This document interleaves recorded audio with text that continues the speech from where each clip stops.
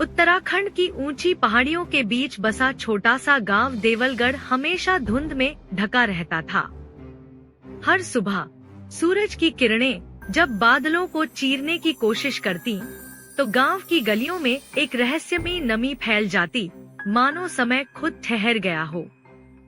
गांव के लोग कहते थे कि इस जगह पर कोई पुरानी आत्मा भटकती है, जो सिर्फ धुंध के दिनों में दिखाई देती है, लेकिन किसी ने उसे साफ साफ कभी नहीं देखा था, सिवाय अवनी के।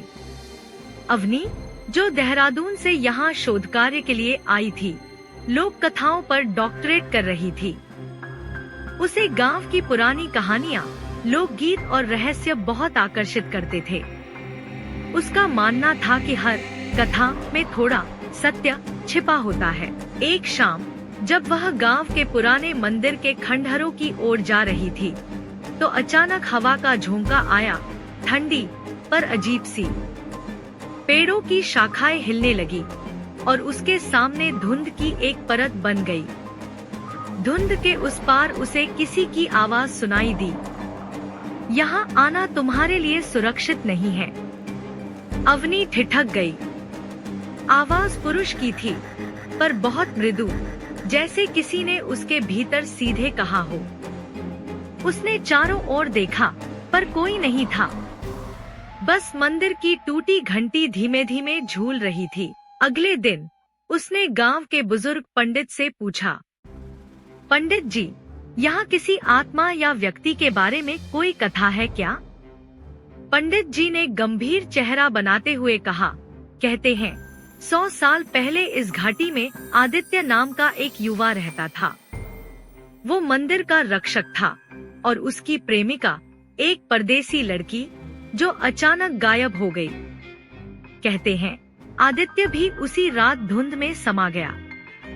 तब से जब भी धुंध छाती है, वो आत्मा किसी खोए हुए प्रेम की तलाश में भटकती है। अवनी को लगा कि शायद वही आवाज आदित्य की थी। वह रहस्य जानने के लिए बार बार मंदिर जाने लगी। हर बार उसे वही ठंडी हवा, वही झंझनाहट और कभी कभी धुंध में किसी आकृति की झलक मिलती। सफेद कुर्ता, धुंध में धुंधला चेहरा और आंखों में अनकहा दर्द। धीरे धीरे अवनी को लगता कि वह आत्मा उससे कुछ कहना चाहती है। वह एक रात रुक गई, पूरी रात मंदिर के पास, कैमरा और टॉर्च के साथ। मध्यरात्रि में धुंध गहराई और अचानक हवा थम गई। तभी पीछे से वही स्वर, तुम क्यों बार बार मुझे पुकारती हो? अवनी ने पलट कर देखा। वह वहाँ था, आदित्य। लेकिन यह कोई साधारण आत्मा नहीं थी। उसका चेहरा इतना शांत था कि डर नहीं, बल्कि एक अजीब आकर्षण जगाता था। उसकी आंखों में अनगिनत बरसों की प्रतीक्षा थी। तुम लौट आई हो, उसने धीमे से कहा।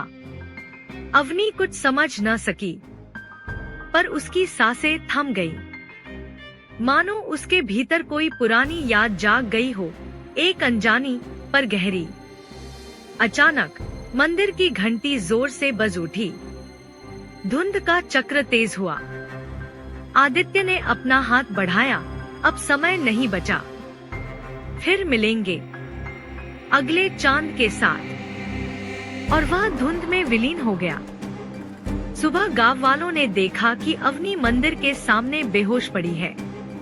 उसकी हथेली में एक पुराना ताबीज था, चांदी का, जिस पर खुदा था पंडित जी ने देखा और कांप उठे। ये तो वही ताबीज है जो आदित्य ने अपनी प्रेमिका को दिया था।